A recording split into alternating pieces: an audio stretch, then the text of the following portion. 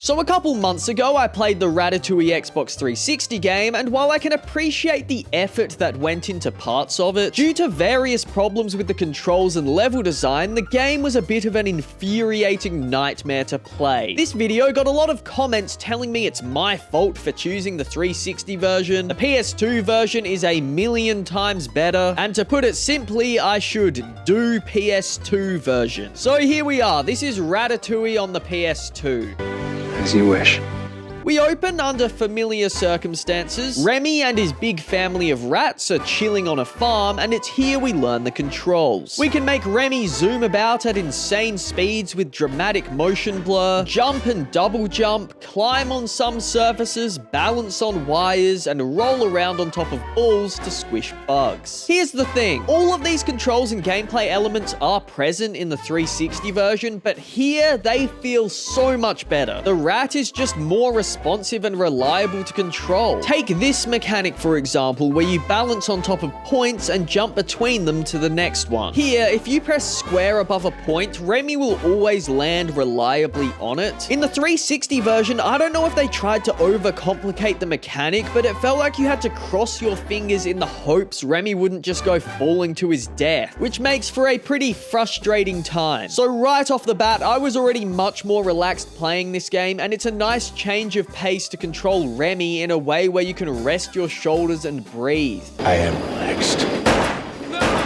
Now we learn the game's core stealth mechanic. We hide inside a box, and while we're moving, we're visible to the enemy. While we're not moving, we're not visible to the enemy. I don't really care for this because the resulting gameplay is we just move until the detection meter gets near the top, and then we wait and move again. It doesn't make any sense as to why the chicken is flip-flopping between being suspicious and not caring every time we move and stop, and it's not like there's any real creative or fun way to play it out. So yeah, whatever. Press square to swing the spoon at your enemies. I guess this is an enemy? Now I am become death, the destroyer of worlds. Next, we learn how to float downstream on an empty can. I feel like I should have more to say about this, but I really don't. You can see for yourself what it's like. After this, Remy and Emile try to pry Gusto's recipe book out from the window, waking the lady and forcing the rats to flee their home. We cut straight to the rats floating down the creek, and we gotta catch up to the rest of the colony. It is here that I learned I am extremely bad at this. Whether I was constantly bumping into objects slowing me down, or missing landings and falling into the water, it took me way longer than it should have to catch up to the colony, but somehow, through sheer tyranny of will, I made it with the gang to our new home in the sewers. Hold L1 to use Remy's scent vision and find your way through the level. Well, would you look at that? Some actual direction and guidance on how to continue through levels when it's unclear where exactly you're supposed to go next. Don't take this the wrong way. Overall, I actually prefer when a game leaves it up to you to figure things out. But it is a relief to know I won't find myself lost and clueless when it's unclear what exactly the Ratatouille game wants from me. Take notes, Xbox 360 version, take notes. We do a little exploring, and I gotta say, the environments here are pretty great. It may not be quite as detailed, big, or graphically impressive, but that's to be expected. Remy finds his way to the kitchen, and with very little explanation as to how or why, our man is already preparing a delicious soup. Yeah, boy. We press the corresponding ingredient button when it pops up to throw the ingredient in. Pretty simple shit.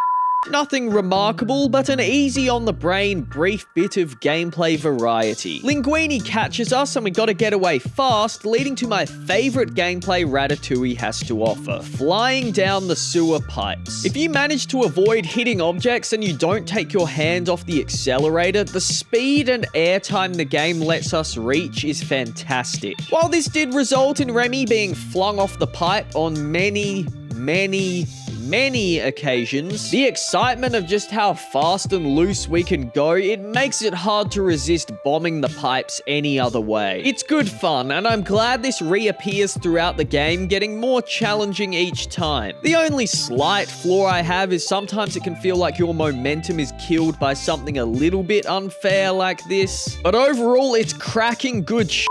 I love the pipes and I would ride them again. Pipes. We do some stuff around here. Honestly, I don't really remember the specifics other than the main danger is a dog that looks a hell of a lot like Sid's dog from Toy Story. At one stage, this happened. Yep. In the kitchen, if we get seen by one of the humans, we're met with the most dead-eyed animation ever conceived. Only topped by how dead-eyed the animation is as we try to wriggle free. Do you want to enter Say Cheese? Sure. I'm glad that I said yes, because what I was met with is my second favorite thing the game has to offer behind the pipes. And that's these dream platforming levels through magical worlds of food floating in the sky. These dreams are scattered throughout the world, and this is when the game just lets itself fully turn into a 3D platformer. It no longer has to obey any rules of what makes sense in the Ratatouille world, and it's just bright, colorful platforming fun. These dreams are so much more interesting than the Xbox 360's alternative, which is whatever the this thing is, where you gotta stay on the thing as it rotates while collecting the stars. Sometimes simple is better, and I think that's a big part of why the PS2 version of Ratatouille is so much more fun. It isn't overcomplicating anything in an attempt to utilize what the new console can do. It's just trying to be a fun Ratatouille game. I died quite a few times in these dream platforming levels, but that brings us back to the other key thing that I already mentioned this game does better. The controls are good.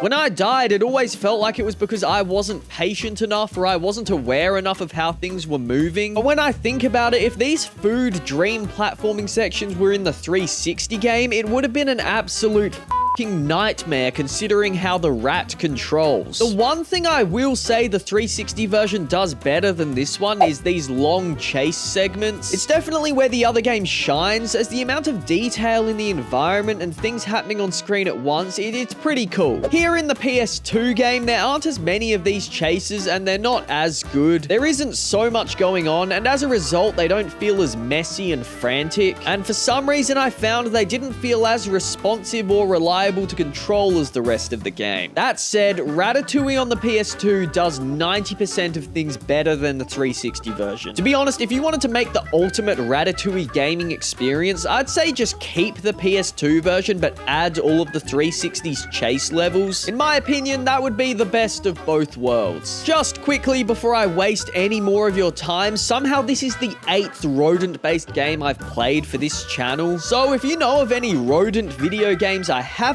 covered yet, let me know, because based on my channel's history, there's a decent chance I'll end up playing it. I'm done! You hear me?